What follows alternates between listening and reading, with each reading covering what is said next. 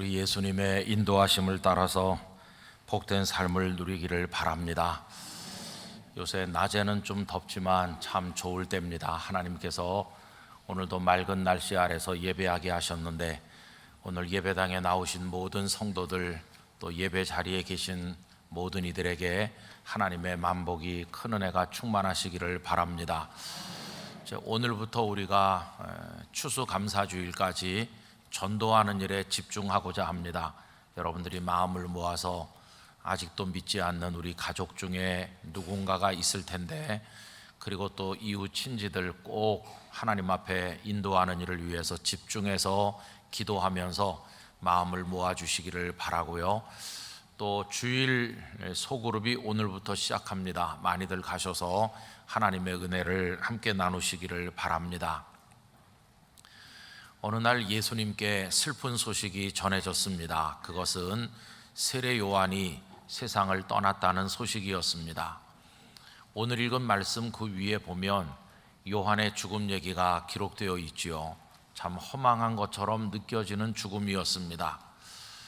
헤롯 안티파스가 자신의 본래 부인이던 나바테안 왕국의 공주를 쫓아내고, 그리고 남동생인 빌립의 아내 자신의 제수인 헤로디아를 들여서 아내로 삼는 있을 수 없는 일을 저지르는 것을 보고 세례 요한이 통렬히 비판을 가했습니다.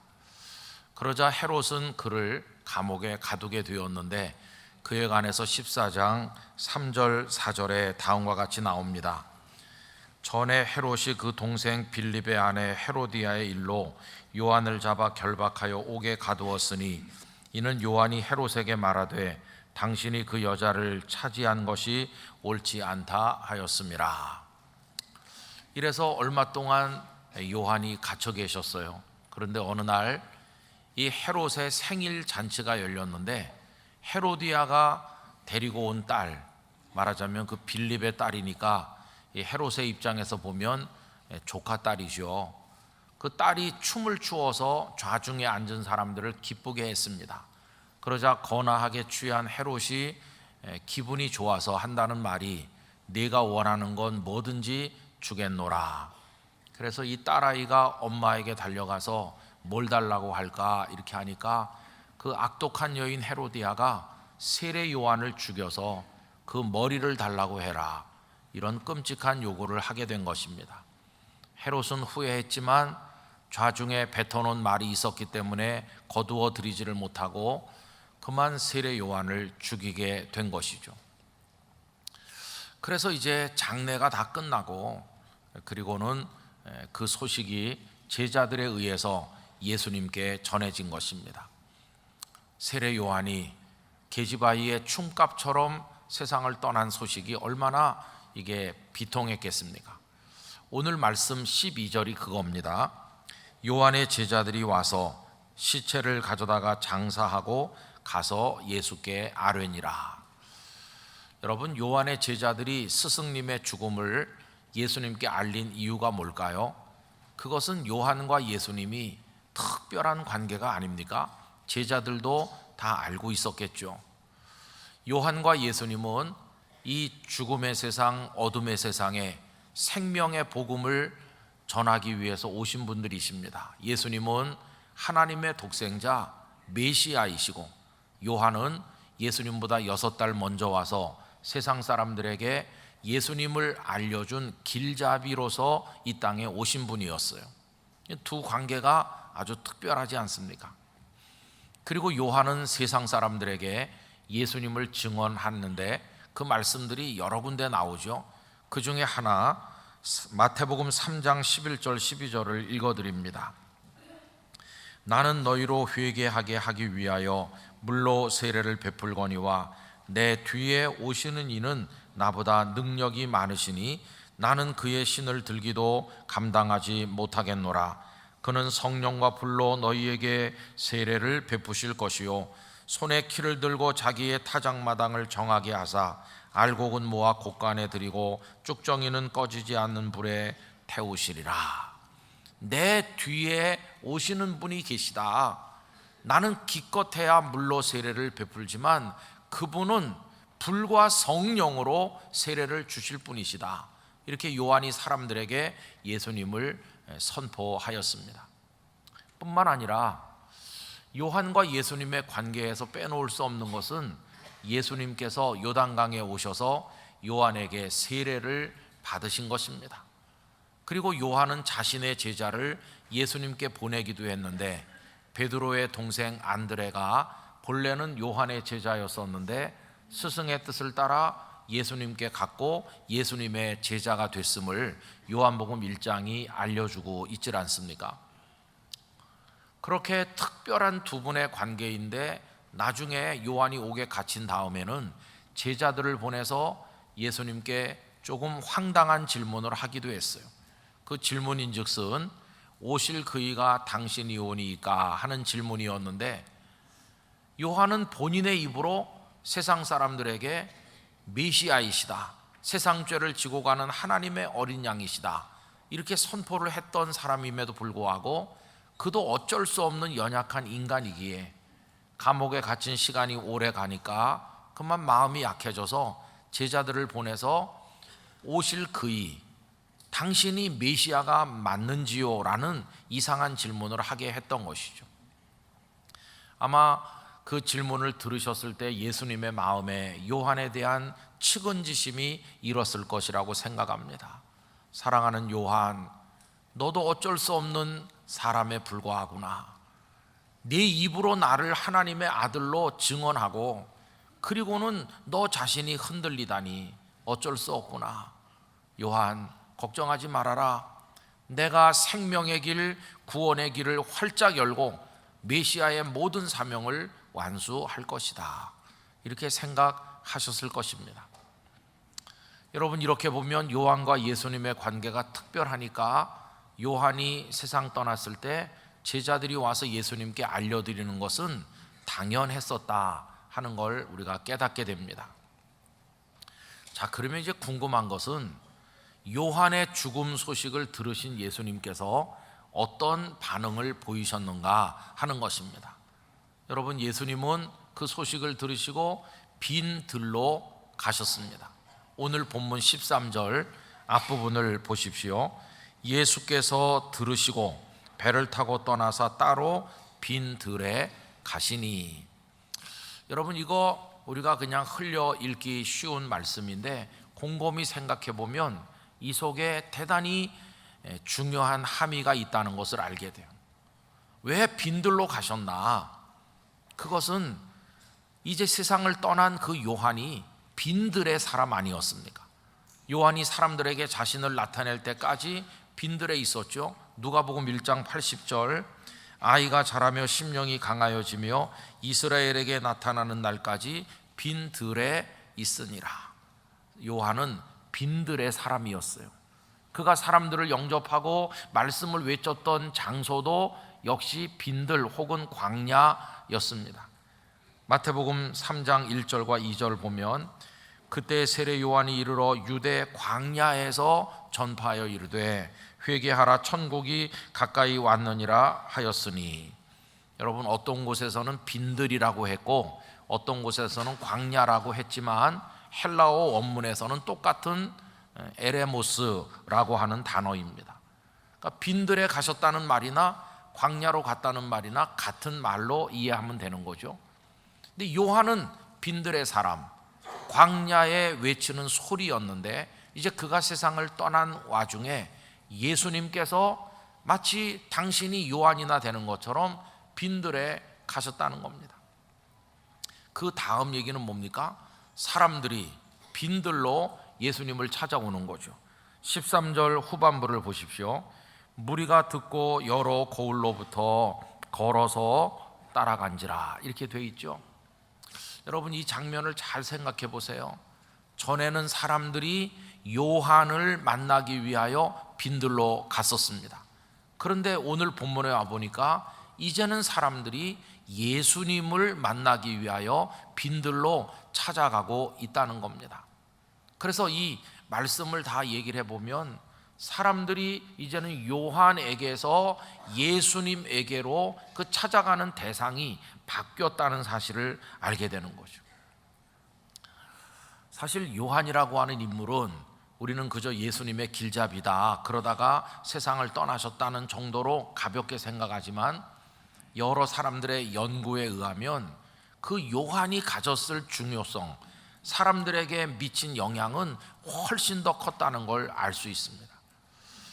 여러분, 말라기 선지자 구약의 마지막 선지자가 아닙니까? 근데 말라기 이후로 수백 년 동안 하나님의 말씀이 멈췄어요. 하나님의 선지자가 오질 않았어요. 그래서 사람들은 다 영적으로 굶주렸습니다. 말라기 이후 그 몇백 년 동안 유대 백성들은 참 어려운 세월을 보냈습니다. 남한국 유다가 멸망해서 바벨론의 포로가 된 건 잘 아시잖아요. 그런데 그 영원할 것처럼 보였던 바벨론 제국은 페르시아에게 무너졌고, 페르시아의 고레스가 유대 백성들을 돌아가게 했죠. 그래서 그들은 돌아와서 예루살렘 성전을 재건하고 성벽을 쌓고 다시 예루살렘을 재건하기는 했으나 여전히 그들은 식민지였을 뿐이에요. 주인은 계속 바뀌었어요. 그 페르시아도 알렉산더의 헬라 제국으로 넘어가더니 알렉산더가 죽은 다음에는 그의 수하 장군들에게로 넘어갔고 나중에는 신흥 강대국인 로마의 손에 떨어졌습니다. 예수님께서 이 땅에 탄생하실 때 유대는 로마의 식민지 아니었습니까? 여러분, 식민지 백성의 처지라고 하는 것은 너무도 비참한 겁니다. 예수님 당시의 유대 땅, 로마 식민지였어요. 로마 황제가 보낸 왕들과 총독에 의해서 그들은 수탈당하고 억압당하였습니다. 세리들에 의해서 강제로 빼앗기다시피 납부를 해야 됐던 세금은 그 가난한 유대 백성들의 목을 조여왔습니다. 그들에게는 위로가 필요했고 뭔가 하나님의 말씀이 필요했는데 하나님의 말씀이 중단된 겁니다. 그래서 그들은 성전의 대제사장이나 이런 지도자들을 의지했겠죠. 그러나 그들에게서 하나님의 말씀을 들을 수는 없었고, 그들은 오히려 성전의 권위를 가지고 백성들을 힘들게 하였습니다. 그들은 회당에 가서 위로받기를 원했지만 회당서 만나는 서기관이나 바리새인들은 율법이라는 감당하기 어려운 무거운 짐으로 그들을 눌렀을 뿐이지 하나님의 위로를 얻을 데가 없었어요. 그래서 예수님 당시에 많은 사람들이 유랑민처럼 떠돌았고 예수님의 표현대로 하면 목자 없는 양처럼 전락했어요. 아무도 돌보는 이가 없었고 그들이 찾아갈 데가 없었고 마음을 붙일 데가 없는 어려운 처지였어요. 그 영적 갈증이 견디기 힘들 지경에 이르렀을 때 어느 날 세례 요한이 등장한 것입니다. 소문이 쫙 퍼졌어요. 저 유대 광야 빈들에 어떤 특별한 분이 나타나셨다. 가보니 정말 특별했어요. 사람들처럼 성 안에 사는 것도 아니고 빈들에 살지, 메뚜기와 석청이 그의 음식이고 그리고 약대 털옷을 거칠게 입었는데 그 입에서 나오는 말이 얼마나 투박하고 거친 메시지인지 듣는 이가 화가 나기도 하고 거부감도 느꼈지만 그 말씀 속에 감당하기 어려운 권위가 있었고 그들의 양심을 찌르면서 그들의 인생의 밑바닥부터 뒤집는 그런 말씀을 선포했습니다. 그래서 다 몰려왔는데 강포한 군인도 그 돈에 눈이 먼 세리들도 와서 그 앞에 엎드려 우리가 어떻게 하면 좋겠습니까?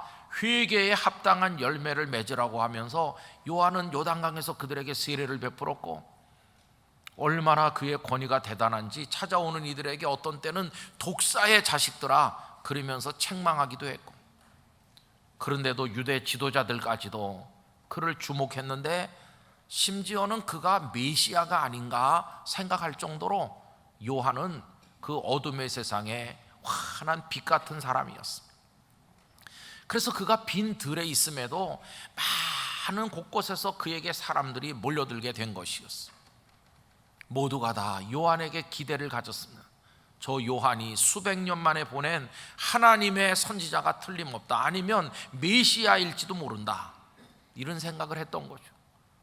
그런데 어느 날 그들이 실망할 수밖에 없는 소식이 전해졌는데 그만 맥없이 헤롯에게 붙들려서 감옥에 갇히셨다더라, 그런 소식이 전해졌어요. 얼마나 절망했을까요? 그러나 그나마 그분이 살아계시니까 조금 기다리면 무슨 일이 일어나겠지 이렇게 생각했는데 웬걸요? 한 계집아이의 춤값으로 저항을 해보지도 못하시고 참수당에 돌아가셨다는 소식을 들었을 때 이 유대 백성들이 얼마나 낙심했겠어요. 하늘이 무너지는 것 같고 이대로 또 우리의 희망이 그 불씨가 꺼지는 건가 이렇게 절망했겠죠. 여러분, 요한이 죽었다는 소식은 유대 백성들에게 그런 충격이었습니다. 그런데 오늘 본문에서 왜 예수님은 요한이 죽었다는 소식을 들으시고 빈들에 가셨나? 왜 빈들에 가서 사람들을 기다리고 계셨나? 그게 하나의 메시지였어요. 요한의 죽음으로 슬퍼하는 너희들 내게로 오라. 요한이 있던 그 빈들에 이제는 내가 있지 않느냐? 이제는 내게로 오라. 그러면서 예수님께서 마치 요한의 자리, 그 자리를 잊기라도 하는 것처럼 빈들에서 사람들을 맞이하시게 된 것이었습니다. 여러분, 마태복음을 주목해서 자세히 읽어보시면 그 마태는 그 마치 릴레이 선수가 바톤을 이렇게 넘겨주는 것처럼 세례 요한의 그 모든 걸 예수님이 계승하는 것처럼 아주 정교하게 표현한 것을 볼 수 있습니다. 마태복음 3장 끝에 가면요, 예수님께서 요한에게 세례 받으시는 이야기가 나오고 3장이 끝나요. 그리고 4장으로 넘어가면 4장 1절부터 11절까지 해서 예수님께서 광야에 가셔서 40일 금식하신 이야기가 나옵니다. 이게 뭡니까? 메시아 사역을 시작하기 위한 준비를 차근차근 하는 거죠. 이제 세례 받으셨고 광야에서 금식하셨고 예수님은 말씀을 외칠 모든 준비가 완벽하게 갖춰졌어요. 그게 4장 11절인데 12절에서 들려온 소식이 뭐냐 하면 요한이 옥에 갇혔다 하는 겁니다.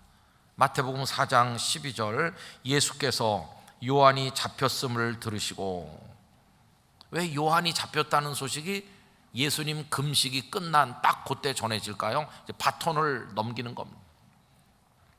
그리고 예수님께서는 요한이 외쳤던 말씀과 똑같은 메시지로부터 사역을 시작하셨어요. 마태복음 4장 17절, 이때부터 요한이 잡혔던 바로 그때부터 예수께서 비로소 전파하여 이르시되, 이제 말씀을 선포하기 시작하셨어요. 메시아 사역을 시작하셨는데 뭐라고 선포하셨나? 회개하라, 천국이 가까이 왔느니라 하시더라. 요한이 외쳤던 말씀 똑같이 선포하심으로써 당신의 사역을 출발하신 예수님이십니다. 여러분, 이 정교하게 기록한 이 마태복음의 구조가 우리에게 알려주는 게 뭡니까? 요한이 붙들렸다, 감옥에 갇혔다. 그러나 염려하지 말아라, 여기 예수님이 계시지 않느냐. 그리고 오늘 본문에 오면 요한이 세상을 떠났다, 그러나 슬퍼하지 말아라, 그 빈들에 예수님이 계시지 않느냐. 그걸 우리에게 말해주는 거예요. 여러분, 요한이 갇힌 이후부터 요한의 소식은 점점 뜸해졌을 것이고 사람들의 귀에는 예수님 이야기가 많이 들렸을 겁니다. 예수라는 분이 나타나셨대요. 아, 그분은 어떤 분인가요? 요한하고 비교해서 어떤가요? 그분은 요한이 따라갈 수 없는 분이에요. 그분은 병든 자를 고치시고 죽은 자를 살리고 바다를 잔잔하게 하시고 그 말씀이 권위가 있고 또 제자들이 둘씩 다니면서 말씀을 전하는데 제자들도 굉장해요. 그러면서 사람들의 마음속에 예수님이 자리 잡기 시작했어요. 그러다가 오늘 본문에 예수님은 빈들에서 요한으로 인해 슬퍼하는 사람들을 영접하시게 된 것이었습니다. 여러분, 이 일련의 말씀이 오늘 우리 성도님들에게 전해주는 메시지가 뭘까요? 아주 단순합니다. 요한이 죽어서 슬퍼하는 자들아, 나 여기 있다, 내게로 와라. 이렇게 예수님께서 우리를 부르시는 게 오늘 말씀의 주제인 것입니다. 성도 여러분, 여러분들에게는 어떤 요한이 있습니까? 많은 이들이 인생을 살면서 요한을 바라봐요. 사랑하는 사람 다 누구에게나 있어요. 또 어떤 이에게는 물질이, 어떤 이에게는 권세가, 명예, 여러 가지 것들이 그 사람의 인생을 지탱해주는 요한처럼 자리 잡고 있을 겁니다. 그런데 우리가 믿는 그 요한이 감옥에 갇히는 거예요.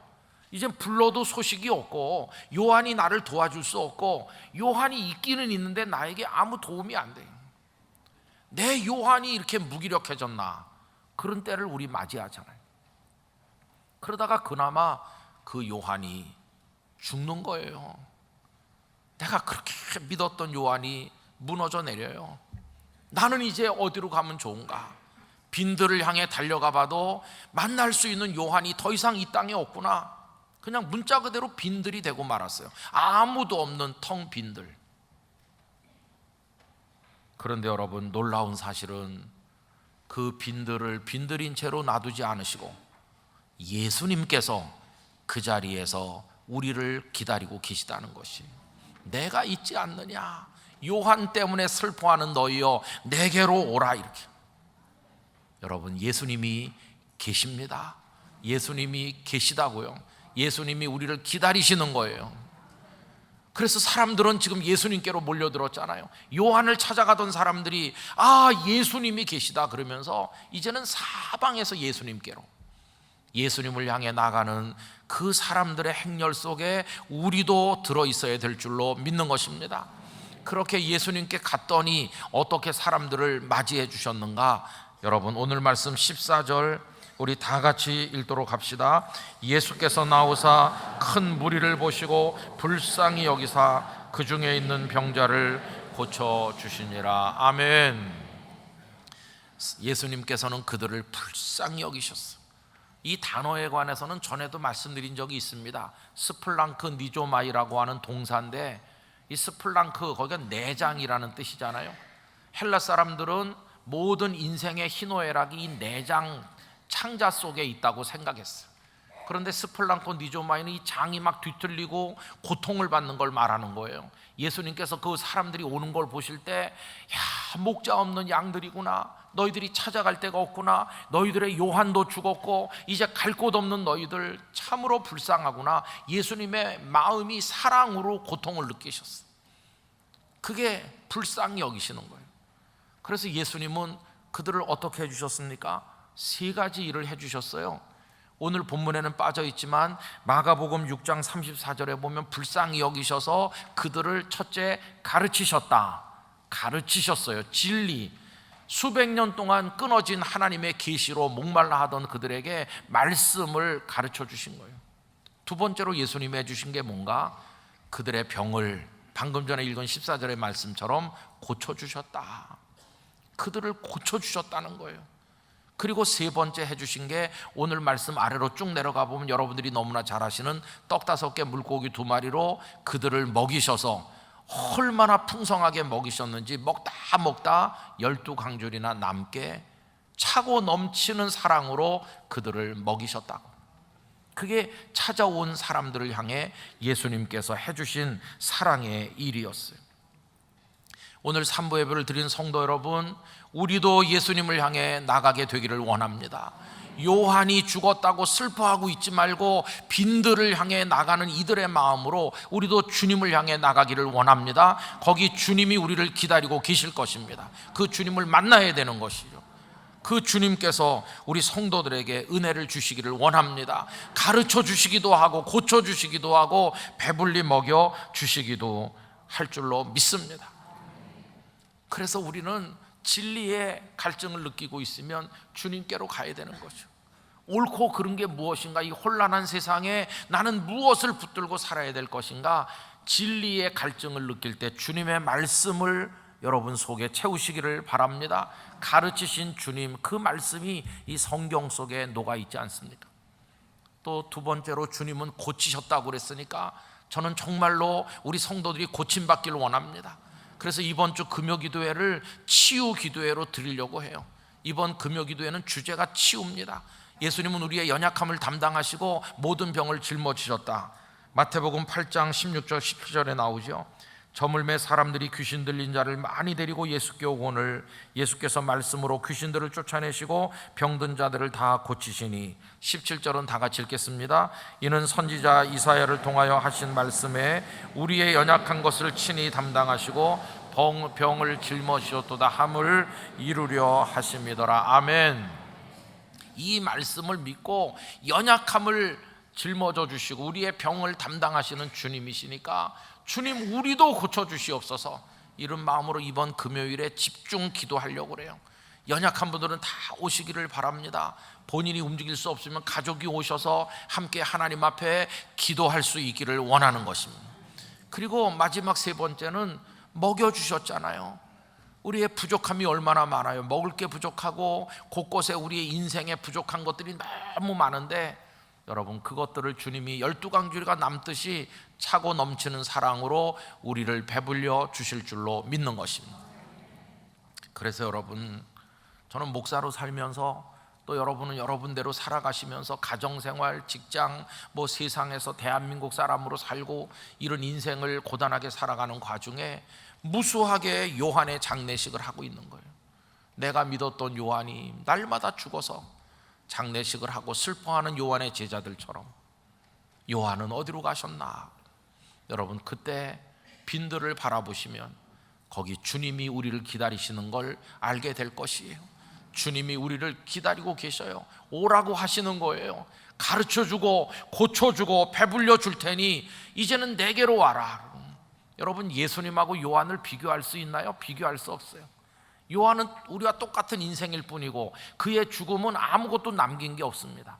그러나 예수님은 하나님의 아드님이세요.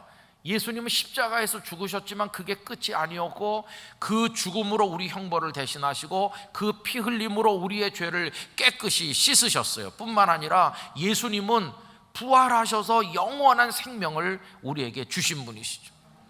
요한이 아무리 많이 죽었어도 주님 한 분이면 영원한 생명의 승리를 얻게 될 줄로 믿습니다. 그 주님이 우리 주님이세요. 그 주님이 여러분들의 주님이세요. 그 주님이 우리를 기다리고 계신 것이에요. 이 가을에 나도 내 주님 계신 거 다시 한번 확인하고 그 주님의 은혜를 얻고 그 주님을 통해 새로워지고 싶습니다. 그런 갈망을 가지고, 은혜를 갈망하는 마음을 가지고 우리 모든 성도가 우리 주님께로 나가게 되기를 간절히 바라는 것입니다. 주님께서 여러분들을 만져주시기를 축원합니다. 받아주시기를 원합니다. 주님을 통해 사랑받으시고 감격의 눈물이 펑펑 흐르고 내 주님이 나와 같이 계심을 알았어요. 이런 고백 속에 살아가시는 우리 성도들 되시기를 축원합니다. 기도하겠습니다. 오 하나님 아버지, 우리가 믿던 요한들이 날마다 죽어 매일같이 장례를 하는 슬픔 속에 저희들이 살고 있으나 그 빈들이 이젠 비지 않고 거기 주님이 계셔서 우리를 만나 주심을 깨닫게 하여 주시옵소서. 주님을 향해 나아가게 하여 주옵소서. 예수님의 이름으로 기도하옵나이다. 아멘.